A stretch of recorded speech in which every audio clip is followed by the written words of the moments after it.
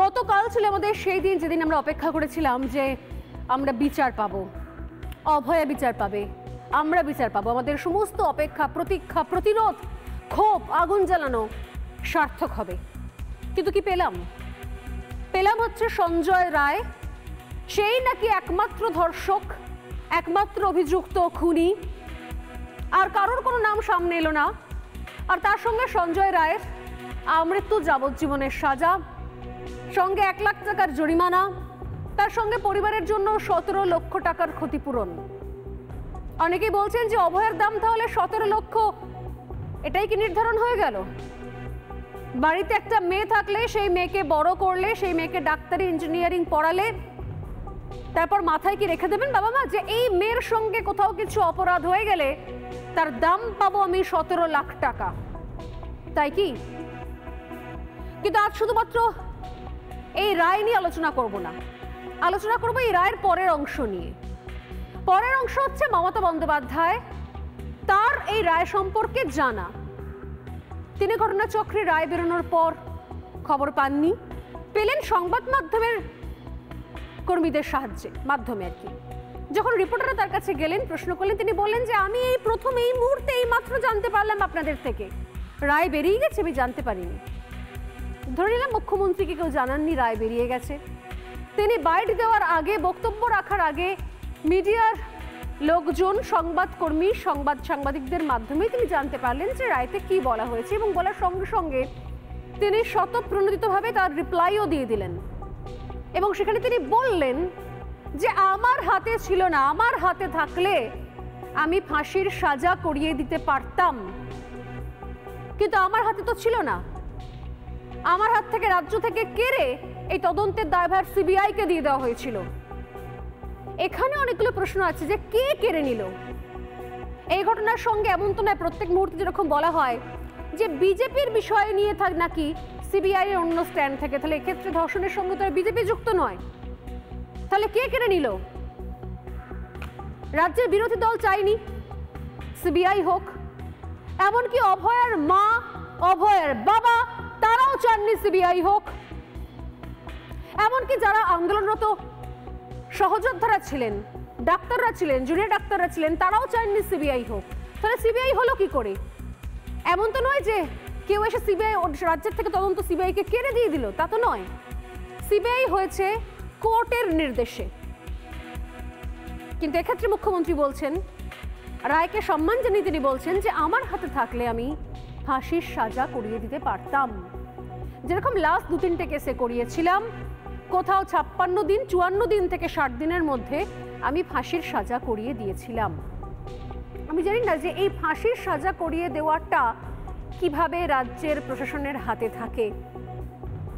সঞ্জয় রায়ের সর্বোচ্চ শাস্তি না হওয়ার পর থেকেই আসরে নেমে পড়েছে আসলে রাজ্যের শাসক দল। সূত্রপাত হয়েছে মমতা বন্দ্যোপাধ্যায়ের হাত ধরে। এই রাজ্যের সরকারি হাসপাতালে চিকিৎসককে ধর্ষণ করে খুনের অভিযোগ ওঠে এবং ঘটনা ঘটে। তারপর স্রেফ সিবিআই এর ঘাড়ে বন্দুক রেখে নিজেদের যাবতীয় দায়িত্ব ঘাট থেকে ঝেড়ে ফেলার মরিয়া চেষ্টাও দেখতে পাওয়া যায় রাজ্যের প্রশাসনিক প্রধানের। যদিও সঞ্জয় রায়ের ফাঁসির সাজা চেয়ে হাইকোর্টে আবেদন করেছেন রাজ্যের অ্যাডভোকেট জেনারেল কিশোর দত্ত। বিচারপতি দেবাংশু বসাকের ডিভিশন বেঞ্চের মামলার আবেদন গৃহীত হয়েছে। কেউ তার আগে শোনানো খুব জরুরি যে মমতা বন্দ্যোপাধ্যায় গতকাল এই রায় শোনার পরপরই, যেটা তিনি নিজের কোনো লোক মারফত শোনেননি, তার নেটওয়ার্ক মারফত এই রায়ের খবর তিনি জানতে পারেননি। তিনি জানতে পারলেন যখন তাকে প্রশ্ন করা হলো, তিনি বললেন যে এই মাত্র জানতে পারলাম।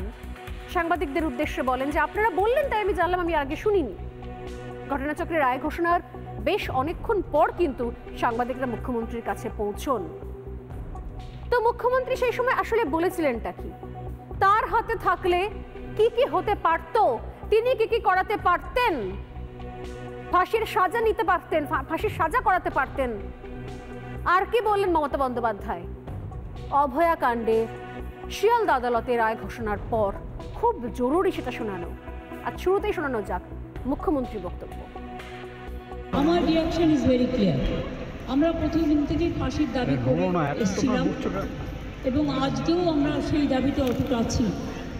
কিন্তু আদালতের রায় ন্যাচারালি এখন সবাই মিলে কি বলবেন আমি জানি না, বাট আমার কথা আমি বলতে পারি বা আমার দলের বক্তব্য যেটা হচ্ছে, আমরা 3টে কেসে আপনারা দেখেছেন 54 দিন থেকে 60 দিনের মধ্যে আমরা ফাঁসি অর্ডার করিয়ে দিয়েছি। কিন্তু আমি জানি না এটা একটা সিরিয়াস কেস এবং এটা নিয়ে ফাঁসি দাবি আমাদের সেক্ষেত্রে বিচারের রায় নিয়ে আমি আমার কথা বলতে পারি। আমরা এটাই বলেছিলাম, আমাদের হাতে কেসটা থাকলে আমরা কিন্তু অনেক দিন আগেই ফাঁসির অর্ডার দিয়ে দিতে পারতাম, ফাঁসির অর্ডার করে দিতে পারতাম। আমি জানি না কিভাবে লড়াই করেছেন, কি করেছেন, কি যুক্তি,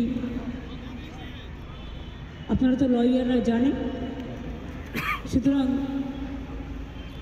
ডিটেলসটা তো আমি জানি না, ডিটেলসটা তো সিবিআই করছে এবং আমাদের হাত থেকে তো কেসটা ইচ্ছা করে কেড়ে নিয়ে চলে গেল। আই এম নট স্যাটিসফাইড, কারণ আমি ফাঁসি হলে অন্তত মনকে সান্ত্বনা দিতে পারতাম। মমতা বন্দ্যোপাধ্যায় খুশি নন, ফাঁসির সাজা হলে তিনি খুশি হতেন এবং তার হাতে থাকলে অনেক আগেই নাকি অভয়াকাণ্ডে ফাঁসির সাজা, তিনি ফাঁসির অর্ডার দিয়ে দিতেন, তারপর তিনি আবার সূত্রে বলেন যে ফাঁসির সাজা করিয়ে দিতে পারতাম। এ ধরনের নৃশংস ধর্ষণ হত্যাকাণ্ডের পরে রাজ্যের প্রশাসনিক প্রধানের এই প্রতিক্রিয়া দেখার পর অনেকেরই মনে হতে পারে যে তিনি তো চেয়েছিলেন, তাহলে তিনি চেয়েছিলেন যে তার হাতে থাকুক, তার হাতে থাকলে তিনি অনেক কিছু করতে পারতেন। রাজ্যের প্রশাসনিক প্রধান বলছেন তার হাতে থাকলে তিনি কি কি করতে পারতেন এই নৃশংস ধর্ষণ হত্যার ঘটনা ঘটার পর। এই জায়গাতে একটু মনে করে দিতে চাই মাননীয়া, আরো একটা রায়ের কথা মনে করাতে চাই। উত্তর 24 পরগনার কামদুনির ধর্ষণ এবং হত্যা মামলা, কি ভয়ঙ্কর, কি মর্মান্তিক, কি নারকীয় সেই ধর্ষণ হত্যা, যেখানে ছোট থেকে চোখের সামনে বেড়ে ওঠা একটা বাচ্চা মেয়ে, সেই বাচ্চা মেয়ে যাকে পাড়াতে জন্ম থেকে চাচা বলে ডেকে এসেছে, কাকু বলে ডেকে এসেছে, যাকে জন্মাতে দেখেছে সেই পাড়ার চাচারা কাকুরা এক বৃষ্টির দুপুরে নেশাগ্রস্ত অবস্থায় তাকে টেনে নিয়ে গিয়ে ভেরির মাঝখানে একটা ঘুমটিতে প্রত্যেকে জোর করে ধর্ষণ করে এবং তাকে তারপর তার দেহটাকে এমনভাবে ক্ষতবিক্ষত করা হয়, পা দুটোকে দুদিকে টেনে হিচড়ে ফাঁক করে দেওয়া হয়, তার অন্তর্বাস পর্যন্ত ছিঁড়ে যায়, পার্টে পার্টে পিস পিস তার অন্তর্বাস উদ্ধার হয়েছিল। মেয়েটি পরীক্ষা দিয়ে ফিরছিল।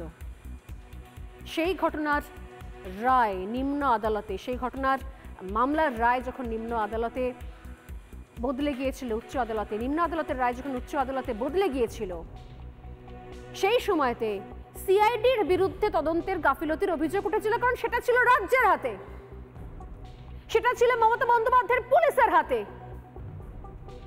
এবং সেই রায়তে যা ছিল সেটাও কিন্তু বদলে যায় উচ্চ আদালতে। নিম্ন আদালতে ফাঁসির সাজা দেওয়া হয়, উচ্চ আদালতে ফাঁসির সাজাপ্রাপ্ত সাইফুল আলী, আনসার আলীর সাজা বদলে তাদেরকে আমৃত্যু কারাদণ্ড ঘোষণা করা হয়। নিম্ন আদালতে আরো এক ফাঁসির সাজাপ্রাপ্ত আমিন আলী বেকসুর খালাস পেয়ে যায়। নিম্ন আদালতে আমৃত্যু জেলের সাজাপ্রাপ্ত ইমানুল ইসলাম, আমিনুর ইসলাম এবং ভোলানাথ নস্কর 10 বছর জেল কাটার পরে খালাস পেয়ে যায় হাইকোর্ট। এই রায়ের পর আদালতের ঘাড়ে, আমি বলবো না এই রায়ের পরে মমতা বন্দ্যোপাধ্যায় কি বলেছিলেন। আজকে যেরকম আমরা শুনলাম, গতকাল একটা রায়ের পর মমতা বন্দ্যোপাধ্যায় বললেন যে আমার হাতে থাকলে, আমাদের হাতে থাকলে আমি ফাঁসির সাজা করিয়ে নিতে পারতাম। সেদিন কামদুনির রায়ের পর মমতা বন্দ্যোপাধ্যায় কি বলেছিলেন দেখুন। কামদুনিটাও ক্যাপিটাল পানিশমেন্ট করেছিলাম, কিন্তু এখানে কোর্ট বড় ব্যাপার পালন করেন। হাইকোর্ট কিন্তু তাদের দুজনকে বাদ দিয়ে লাইফ সেন্টেন্স করে দিয়েছিল। এখন আবার লাইফ সেন্টেন্স হলে আবার কোর্ট থেকেই রেকমেন্ডেশন আসে তাদের ছেড়ে দেওয়ার জন্য। আজকে আমার কাছে একটি কেস এসেছিল, আমি বলছি এখন আমি করতে পারবো না। তার কারণ হচ্ছে আমরা অলরেডি পাস করেছি যে এই ধরনের কেস আমি করতে পারবো না। আমরাও বন্দি মুক্তি চাই, আমরা 700-1500 ওপর লোককে মুক্তি দিয়েছি, কিন্তু there is a limit for case to case basis. কখনো আপনি বলবেন করা যাবে না, কখনো বলবেন করা যাবে, কোনটা মানবো?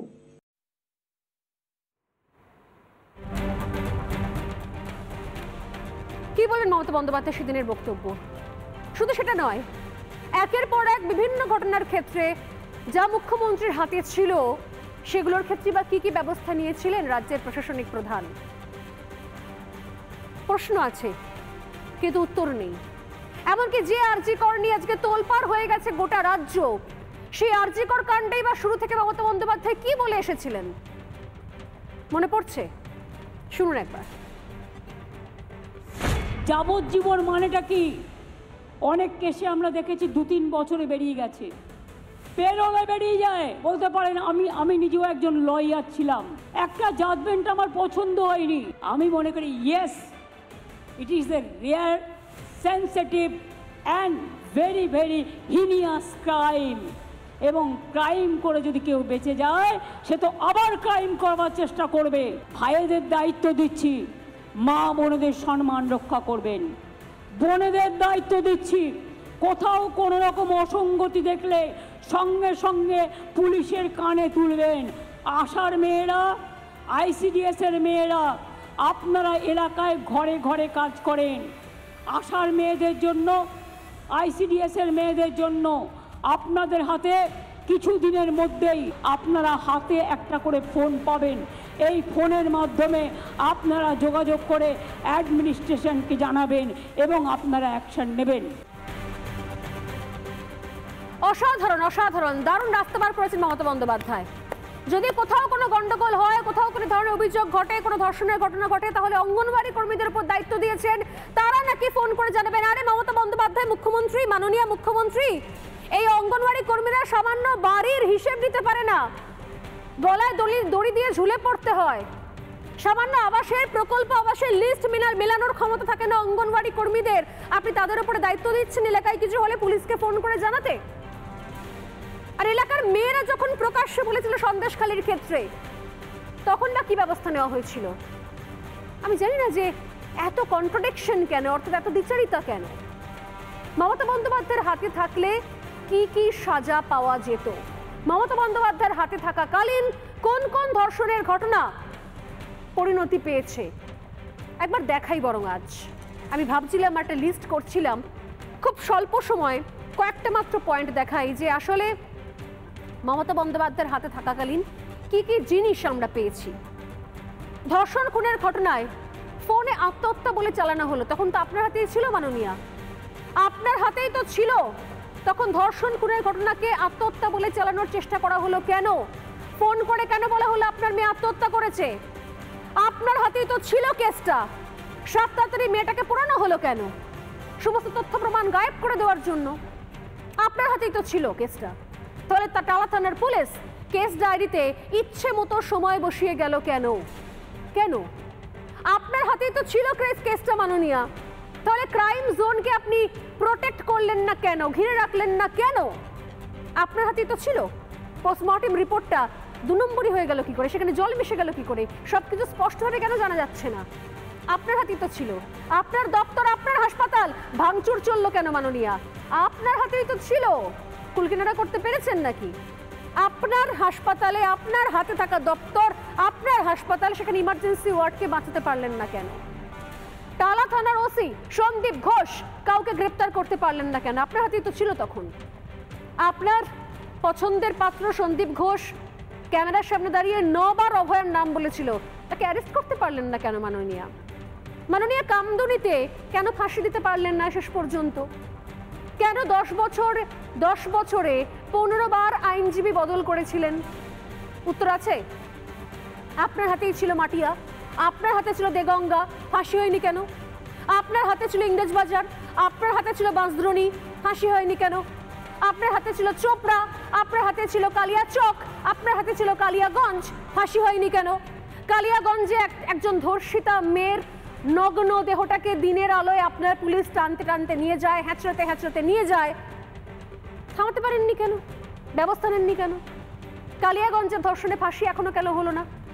হাঁসখালির ঘটনার পরে ধর্ষিতার চরিত্র নিয়ে প্রশ্ন কি করে উঠতে পারে? সে প্রেগনেন্ট ছিল কিনা? আপনার হাতে তো ছিল তখন। হাতে থাকলে চরিত্র নিয়ে প্রশ্ন তোলা যায় নাকি? আপনার হাতেই ছিল, অথচ কামদুনির প্রতিবাদীদের আপনি মাওবাদী তকমা দিয়ে দিয়েছিলেন কেন? আপনার হাতে থাকা দপ্তর সেখানে ধর্ষণের রেট ঠিক করে দেওয়া হয় কেন? এর উত্তরগুলো আছে কি?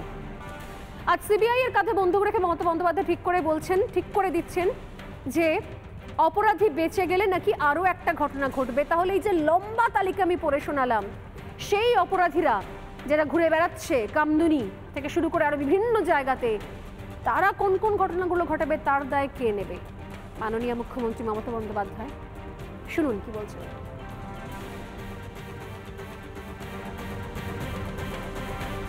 আচ্ছা, মেয়ে মারা গেছে নাকি রেপ্ট হয়ে, আপনি রেপ্ট বলবেন না প্রেগনেন্ট বলবেন না লাভ অ্যাফেয়ার্স বলবেন? এটা এনকোয়ারি করেছেন কি? আমি পুলিশকে জিজ্ঞেস করলাম, ঘটনাটা খারাপ, অ্যারেস্ট হয়ে গেছে, কিন্তু ছেলেটির সাথে মেয়েটির নাকি লাভ অ্যাফেয়ার ছিল আমি শুনেছি। Is it a fact? DG সাহেব এখানে আছেন, আমি যতটুকু ইনফরমেশন পেয়েছি। অ্যাকচুয়াল রেপ হয়েছে না প্রেগনেন্ট ছিল বা অন্য কোনো কারণ হয়েছে, নাকি কেউ ধরে ধরে চড় মেরেছে, শরীরটা খারাপ হয়েছে, লাভ অ্যাফেয়ার্স তো ছিল। আচ্ছা, মেয়ে মারা গেছে নাকি রেপ্ট হয়ে, আপনি রেপ্ট বলবেন না প্রেগনেন্ট বলবেন না লাভ অ্যাফেয়ার্স বলবেন? এটা এনকোয়ারি করেছেন কি? আমি পুলিশকে জিজ্ঞেস করলাম, ঘটনাটা খারাপ, অ্যারেস্ট হয়ে গেছে, কিন্তু ছেলেটির সাথে মেয়েটির নাকি লাভ অ্যাফেয়ার ছিল আমি শুনেছি। Is it a fact? DG সাহেব বলছিলেন যে ডিগ্রির জন্য এত লড়াই, সেই ডিগ্রিটাই কি, সেই নামটাই মুছে গেছে। কিন্তু আমি চাইবো ভগবান ঈশ্বর আমাকে একটা ডায়মন্ড দিয়েছিলেন, সেটা আমি ধরে রাখতে পারলাম না। এই সমাজের জন্য, এই সমাজ আমাকে চোখে আঙুল দিয়ে দেখিয়ে দিয়েছে যে ভালো মেধা থাকলেই শুধু হবে না, বাবা মাকেও প্রভাবশালী হতে হবে যদি স্বপ্ন পূরণ করতে হয়। বলছিলেন যে ডিগ্রির জন্য এটা মনে হয় কেন মেয়েকে আমি আরজি করে ভর্তি করলাম, না হলে হয়তো আমি মেয়েটাকে হারিয়ে ফেলতাম না।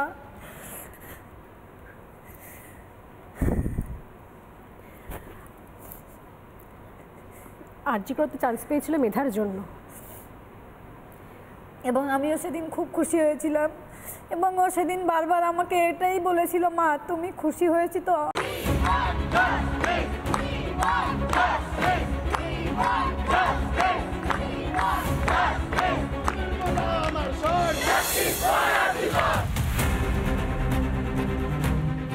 আমাদের হাতে কেসটা থাকলে আমরা কিন্তু অনেক দিন আগেই ফাঁসির অর্ডার দিয়ে দিতে পারতাম, ফাঁসির অর্ডার করে দিতে পারতাম। এই ব্যর্থতা প্রশাসনিক ব্যর্থতা, আমার মেয়ের দায় প্রশাসন এড়াতে পারে না।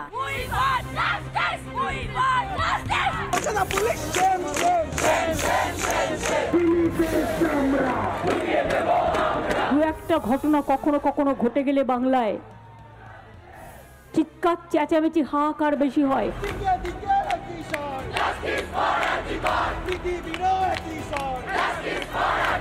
তার সব স্বপ্নই অধরা, সে শুধু বাবা মাকে দিয়েই গেছে, নিয়ে যায়নি কিছুই।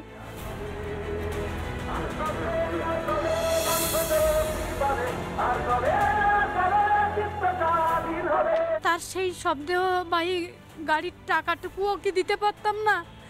ও তো এটাও বলবে, মা বাপি তোমরা এটুকুও করতে পারলে না আমার জন্য।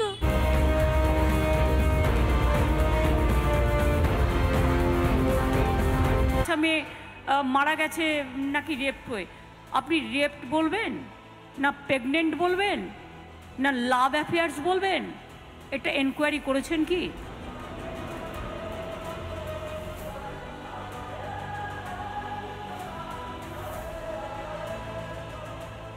এই সমাজ আমাকে চোখে আঙুল দিয়ে দেখিয়ে দিয়েছে যে ভালো মেধা থাকলেই শুধু হবে না, বাবা মাকেও প্রভাবশালী হতে হবে যদি স্বপ্ন পূরণ করতে হয়।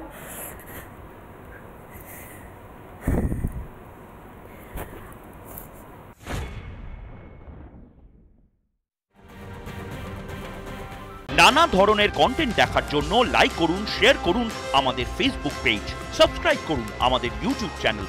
পাশাপাশি অন্যান্য ব্রেকিং নিউজের জন্য অবশ্যই চোখ রাখুন রিপাবলিক বাংলায়।